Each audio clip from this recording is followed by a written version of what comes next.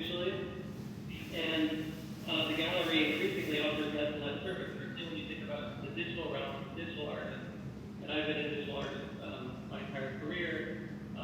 There's really very little, it's beneficial in that relationship. So thinking about if this is a new platform, a new brand, how we might disrupt existing models of commerce to benefit artists, puts the work kind of in the speculative realm of not just being satirical or critical of current context, but also potentially offering new visions or new pathways to a speculative future. So, and hopefully, we've actually sold like dozens of sculptures already, and all of the artists so far have made a certain amount of revenue, which is fantastic. And so new artists, I hope, sign up in the future, and there's like a sign-up form for them. And the idea being that this would evolve into like, an alternative platform for artists. So it's satirical, I think, and also somewhat hopeful in that regard. But that's kind of the show in a nutshell. I guess the best way to probably do this stuff, if people are still around after I've been talking, is that I do think this whole time is to take some questions, or if there specifically we want to explore some of the work. They all work on modern smartphones, but I think we have iPads in the gallery that you can preview the sculptures with, and you can shop with these sculptures yourself at home at uar.shop. That's uar.shop.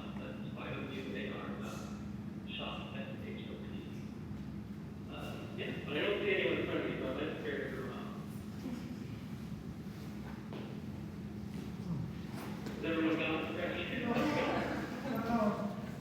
I think everyone is still here. I was checking if the stream is running or not, and wasn't sure, but I think we have this nice situation streaming for 0 people. So for 0 views. Yeah. So I think this is a really authentic game. So we don't have to be afraid for the mess. Would you like to talk about each single sculpture, or should we change the situation to more dialogue, that we put you up from the room bar to maybe on a chair or so, and then we have more dialogue, or what do you think? It would be better to have a dialogue, I think, for each sculpture visually. I think the sculptures are meant to experience, and as I said, each is inspired by a work you may or may not identify as a classic. Yeah, but we could talk then in a dialogue also about why you should stand and not others also. Yeah. Oh, okay, yeah. Okay, then I will put you up on the table and sit next to it, and then we change the situation because it's impractical next to the room bar. Ja. Okay. Very comfortable. Nimmst du den Ton mit? Ja.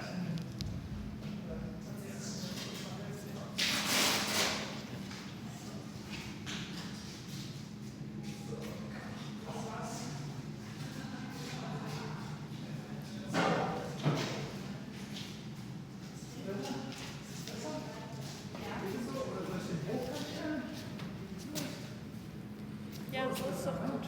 Ja. I feel like a little baby. So yes, I'm next to you. I think if you open the Twitch stream, then you should see how it looks like. Yeah. Like this. Oh yeah, I can see it. Yes. So then we have one view. That's awesome. Yeah. Okay. I don't know. Should we? No. I think we should open up first to the audience if there are already questions from the audience after your speech.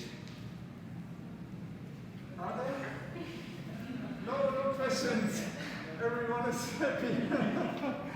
Yeah. So then it's my turn to. I don't know.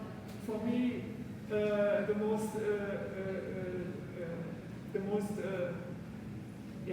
tense thing is always the question why you are part of the sculptures, and you explained it already. But in context of the RR platform, ur.shop, this is a requirement, or? So if Yeah. an artist would like to be part of it, then it is required that he or her is putting themselves inside the sculpture or together with the sculptures. Because some artists asked me here, they came visiting the show, and then they asked if they could be part of this platform, and I said yes, but you have to be really part, you have to be really there. And then they were scared a little bit, some of them not. So, but this is a requirement, or? Yeah, it's a requirement. I mean, I think, so there's already a platform that's like trying to do augmented reality sculpture, that's like kind of on some kind of scale. Artists actually aren't invited to it en masse, but it's acute art. I don't know if everyone's seen that before, but acute art is like trying to get like sign on major artists, like, whoever, like Marina Abramovic or different street, graffiti artists and stuff like that to make sculptures. You can even buy one for $10,000 on the platform. Yeah. And as we were working on this, actually that came out. Kind of interesting to look at it and try it out. Like you could get an old or Eliasson like rock for your apartment or a rainbow or something. Yeah. And what's the point in replicating this idea of just bringing virtual sculptures into your home? I find one of the problems with that premise is like it assumes that materiality is insignificant, right? That to bring the material object into your home is no different than bringing the immaterial object into your home. To bring software or purchasing software, which is essentially what augmented reality is no different than purchasing a rock. Like that's one of the pieces on the platform. So you can purchase a real rock or a fake rock. The difference to me is that when you dematerialize something, you also dematerialize the labor or the body that created the thing. And that for me is very uncomfortable, especially when you think about the internet, in an internet context, the dematerialization of the physical world in such a way that we become almost less and less kind of engaged with the impact of our behavior on that world.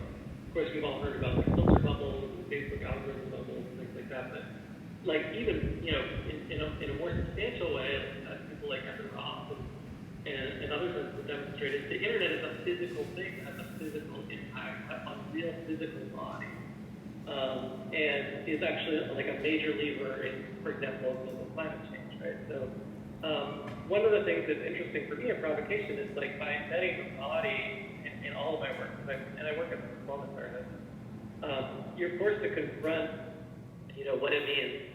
Now, obviously, this body is also like, becomes like it's dead, basically. Like I think we involved. It was funny when we invited Dirk and Jones from Jody to participate in the project, and they sent back an email like, "I'm not going to submit my body to your digital morgue."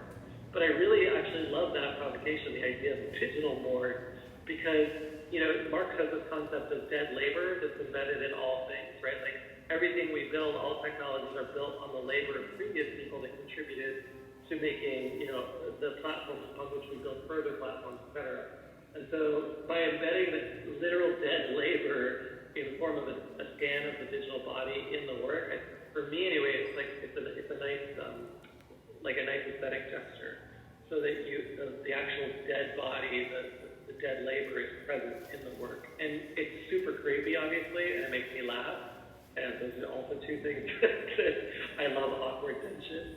And therefore also like reflects back on the history of sculpture, which for a long time was just about representing, dead figures, dead bodies, dead leaders, dead important people, and some non-important people.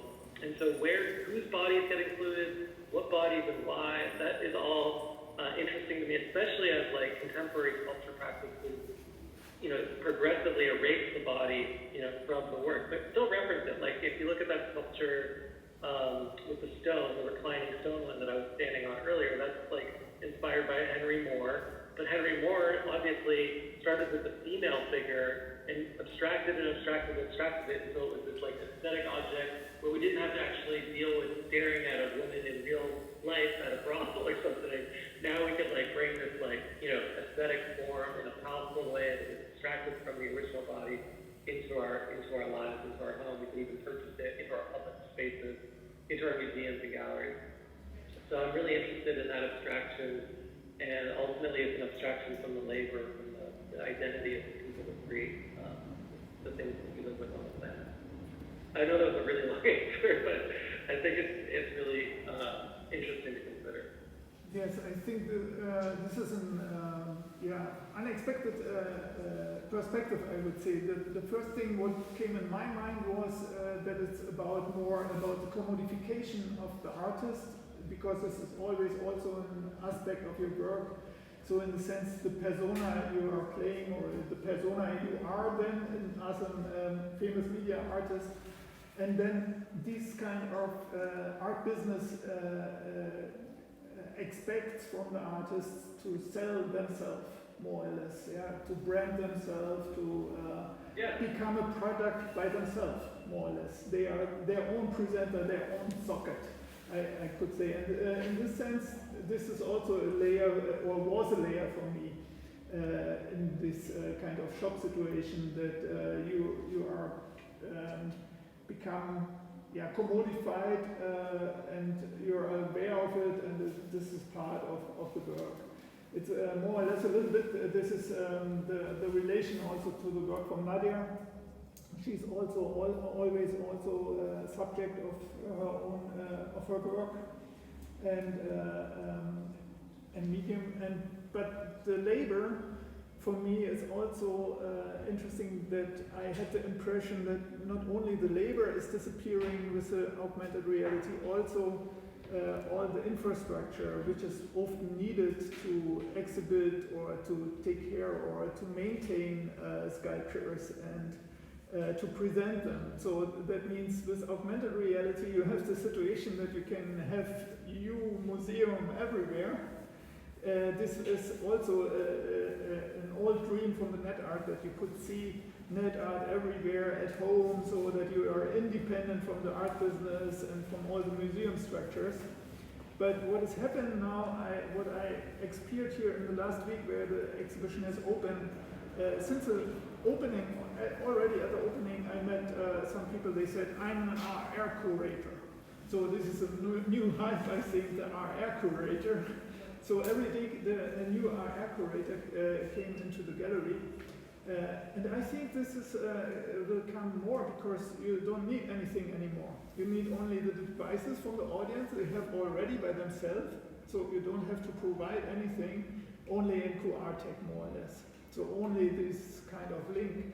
And that reminds me also a little bit on exploitation, like these kind of things, like I had the impression that performance is now so in hype, because you don't need a studio for a performance artist, you don't need any infrastructure, no material, you have only the body is left. So so you have to work with your own body, you have to exploit this more or less. So and this is for me also the aspect on the piece in the URR.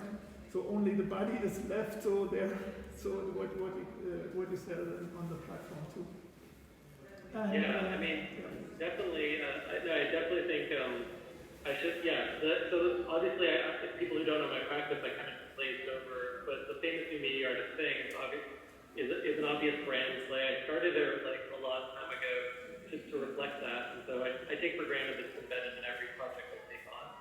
That we're talking about the commodification of the artist as a brand. The artist is a product for sure. Yes. And I think one of the interesting things there is, like, for me, just to say that word famous new media artist consistently was originally it was just an SEO play, so that on Google, if you type in famous new media artist, which is classic, not a classic keyword, but potentially might be like, if I was doing sculpture research, I might type in like famous sculptures from the 1960s, that my name would pop up, and it does. So that's the number one reference, even though like I'm definitely not famous and I should say that. But the other thing for me has always been that the internet promoted this original idea that we could all be famous, right? Like this was, if you go back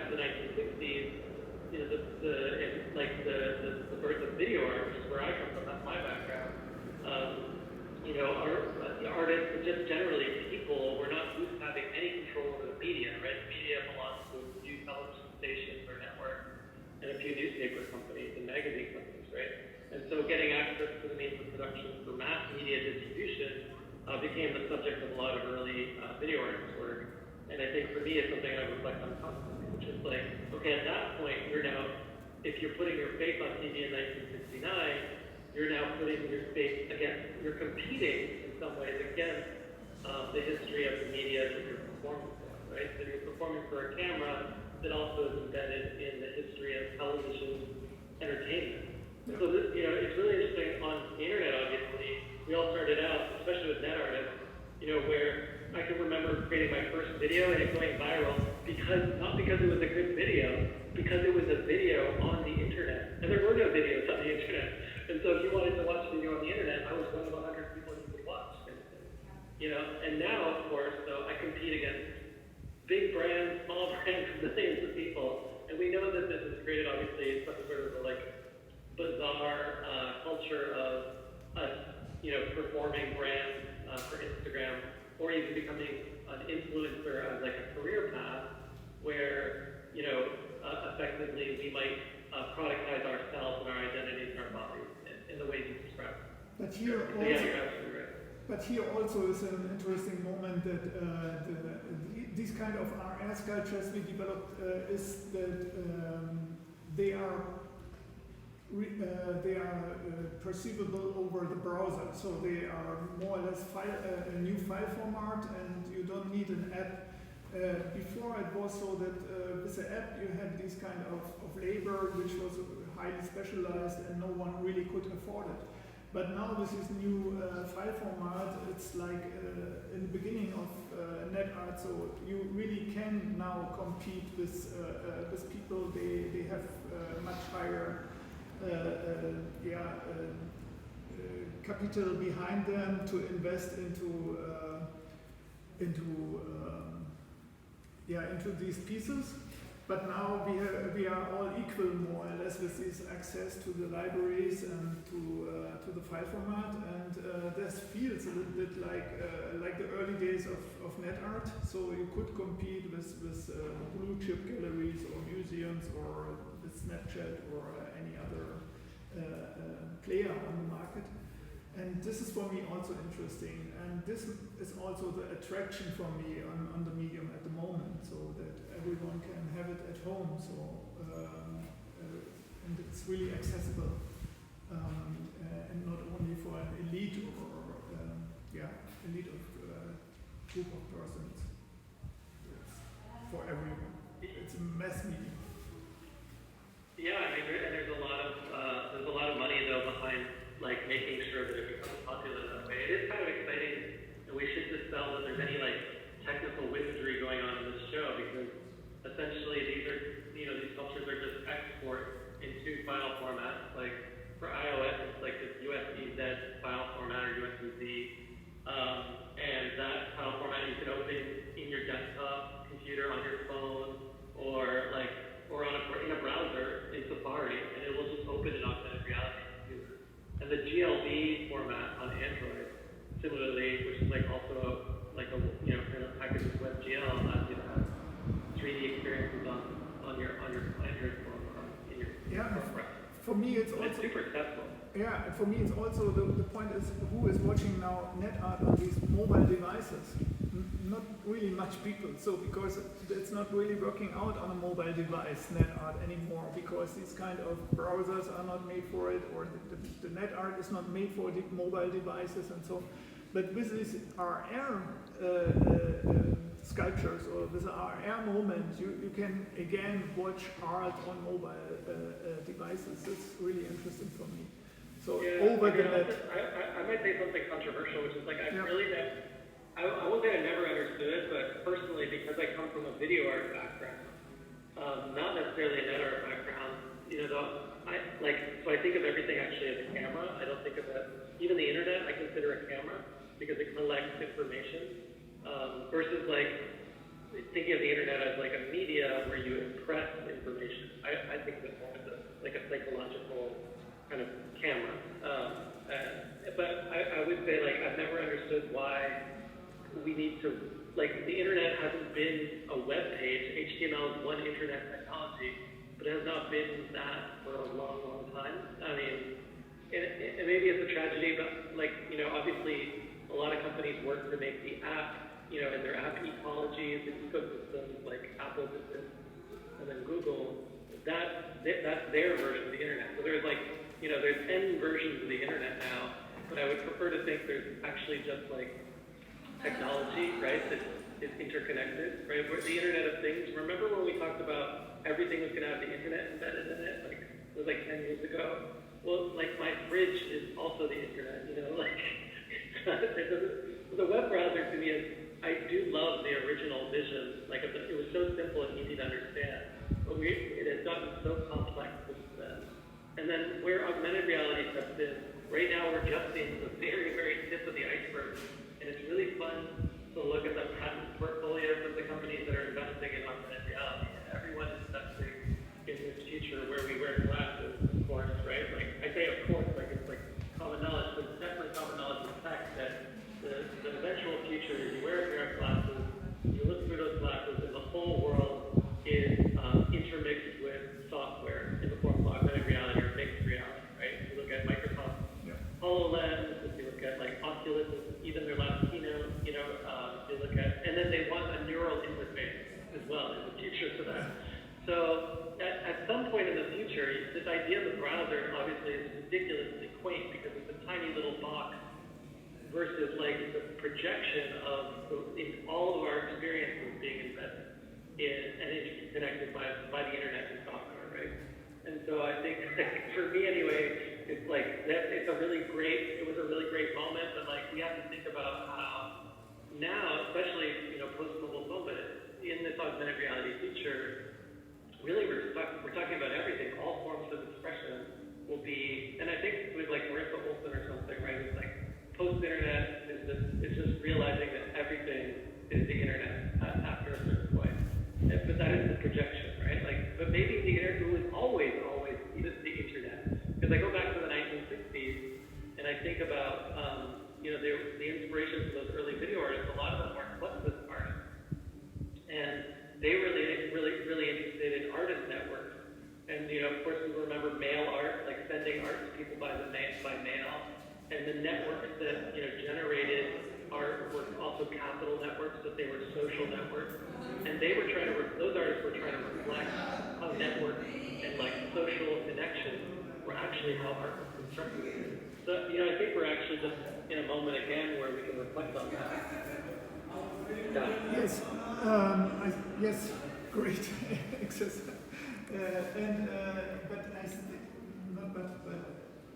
I think that the internet is more or less like a computer, so like a hardware, and then it gets different appearances or different foldings, maybe.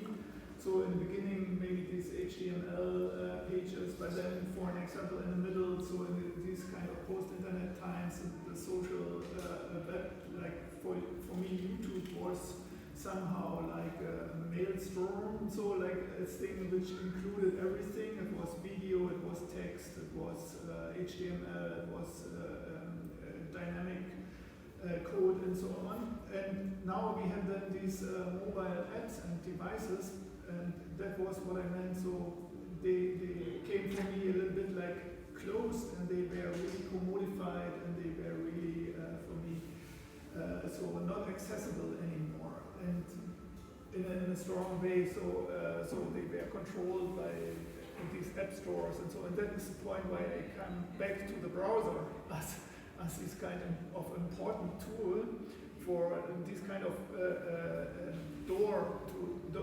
internet. Yeah. However, you think about the internet, the important thing for me is that it was a time where it was really accessible for a lot of people. Like also the video cam was then a consumer product and was then accessible for a lot of people. And later on, then the mobile devices also made videos, and so then now we have YouTube. And so the video is as accessible as a medium. And the internet was also in the beginning accessible really easy, but then more and more it disappeared, these kind of things there. They were not really accessible over these kind of app forms, I would say. There were some attempts from artists, but that was all too complicated and too closed and too proprietary. And now the browser fights back. So with this kind of augmented reality file formats. But I also imagine, and you are totally right, I also imagine this is only a special time, maybe 3 or 4 years, and then we have these other devices. They are so total and so mainstream, then there will be no browser anymore, I can imagine, yes. And then it's the same, like it's repeating then always, but maybe then something new is coming. We don't know, but now we have these moments, and this is what I think people also find interesting. I think that it's so open. Yeah, I don't know if the future won't be open. I do it is interesting to look at patents, which I do. I've never worked with Reddit, and to look at what these companies are patenting. But one of the things that I found alarming when I was looking at it a while ago was how many of our human gestures have been patented. You know, Google has patented doing this to something, making a heart shape. And Apple has patented the peace, say peace. And take a photo on Google. They've taken this classic artist framing thing. You can take a photo taking the shape. But you have to enforce. But you have to enforce these patents. This idea that you can patent everything. It's also with they patented sentences and words and so on, or combinations of words. They patent. But in the end, who enforces this and how and why? And I don't know. This is a crazy idea that they think we should be from the beginning and claim our territory, and then we see what is coming out. But I'm not afraid of it, because I think this is so absurd that it will never work out. So, and I think these intellectual properties is one of the biggest problems we have at the moment. Also, if you think about the vaccination of COVID or so, that there is this kind of ideas that people could make a business from it if they patent and the right one, and then they don't share it, and that will lead to nothing. So I think we have to work on this kind of intellectual property rights, and I think this is a huge topic we have to solve. So if we would like to continue with in the digital realm, because in the digital realm it's somehow contradictory to the digital. So this kind of patent idea on it for me. Yeah, no, I'm definitely not a fear monger. I'm more of a get in there and feel it.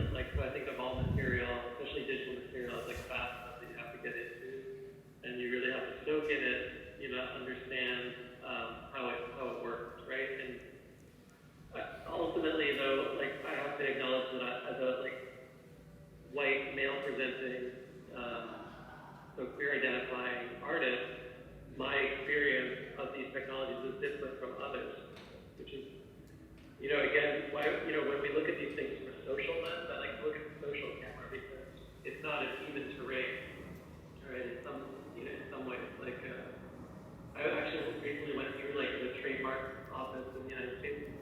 During my day job, I work in software to trademark a symbol, and it was a very, very simple symbol. I won't repeat here actually, because I'd be afraid that someone would go and interject. But it wasn't trademarked. But how can it be that it's not trademarked, right?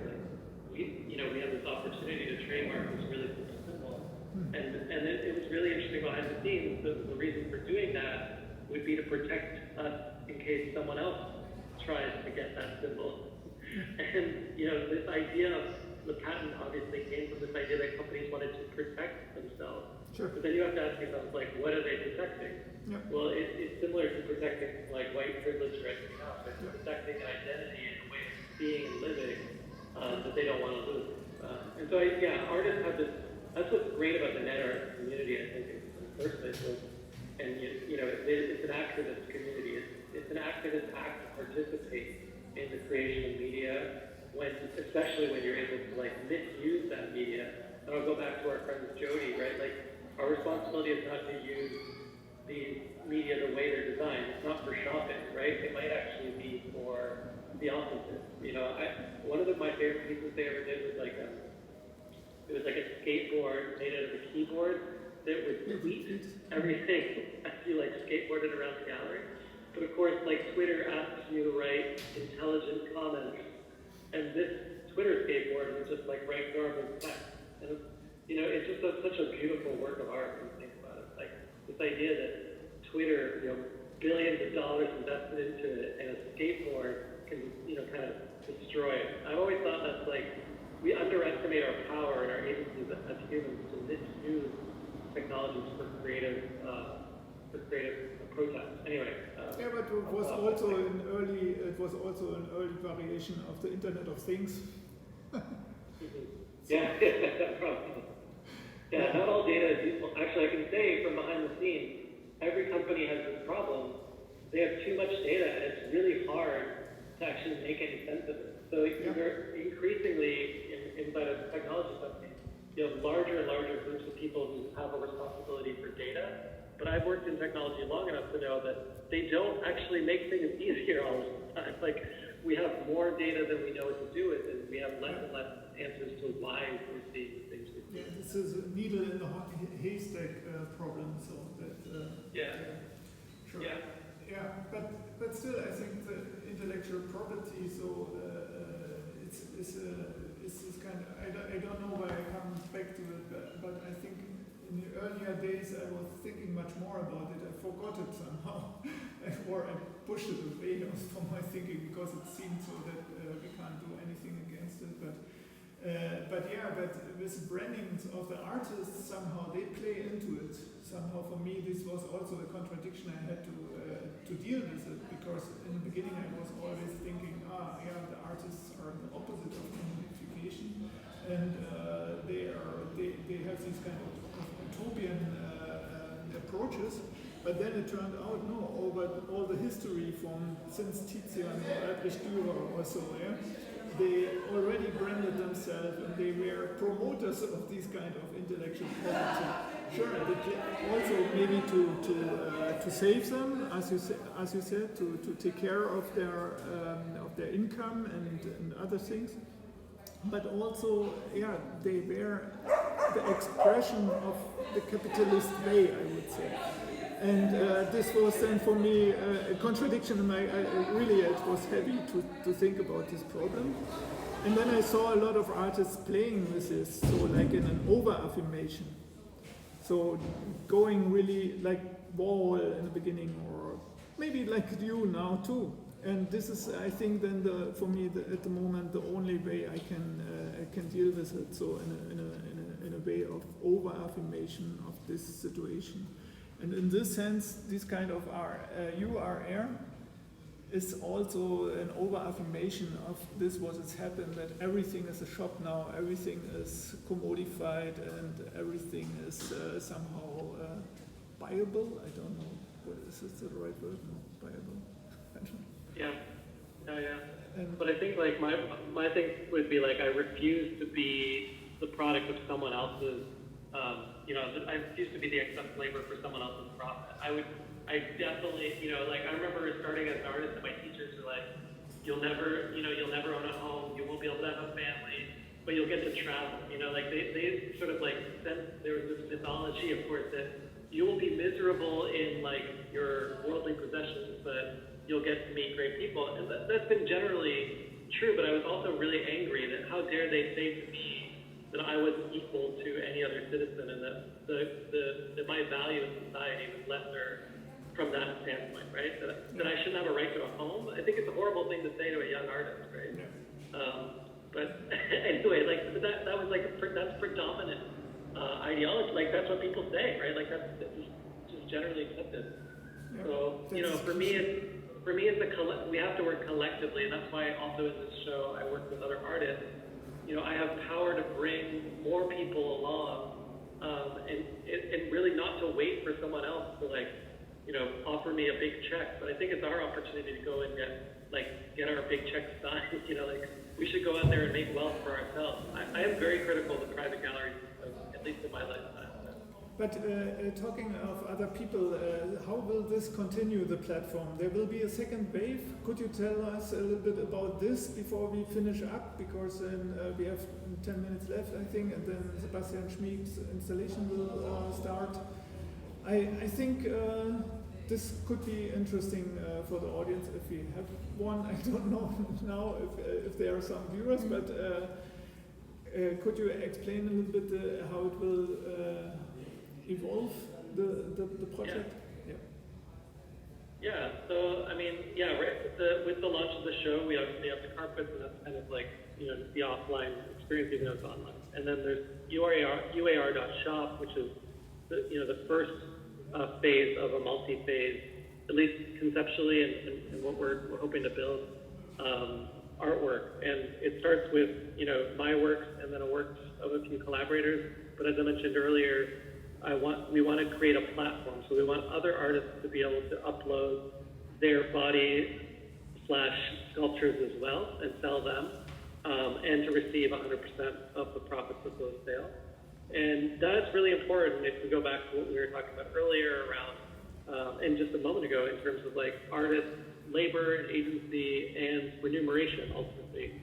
So my dream ultimately with this project and all subsequent projects is to help artists earn more money to ultimately live better lives.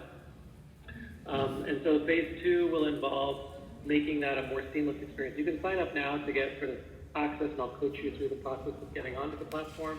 But obviously, to make it scalable, we have to automate that. And so we have to automate the ability to scan your body into the system and to add the sculpture to your body and all of these things, and then receive payment. But that's what we're planning to do in phases 2 and 3 of the work. Similarly to the U Museum, I usually will create a work that lasts not just for a show, but for a year, 2 years, 3 years, 4 years. And it's interesting to see how the work evolves over time in that context. I come from software, so the idea of iterating on a work after it comes out is one of the things we can do now, right? When you make a chiseled sculpture out of marble, it's finished at the opening, right? But when you create software on the internet, in theory, Tesla, sends updates to their cars, we can send updates to the artwork and play with that idea of iterating on the artwork ultimately over a longer period of time. That's also an old net art idea, or practice. It was. So to update the websites over time, yes. But it's also now with videos, the mentioned video installation from Sebastian, he starts now with the first iteration, and then over the next 3 months he will weekly or maybe every 2 weeks or every 3 weeks, he will update the video installation, so it will also evolve over time, over 3 months. So, this is, I think, because now with the digital means, these kind of things, they are like nature of the digital, so that it's fluent and it's not written in stone. For me, I think of it as an endurance performance or something like that. Yes, it's performance. Okay, Jeremy, thank you, I would say. Thank you very much for your tour. Thank you. And then we say goodbye and go out on the street. Ciao. Thank you so much, everyone. Thank you. Thanks for having me. Thanks for the show.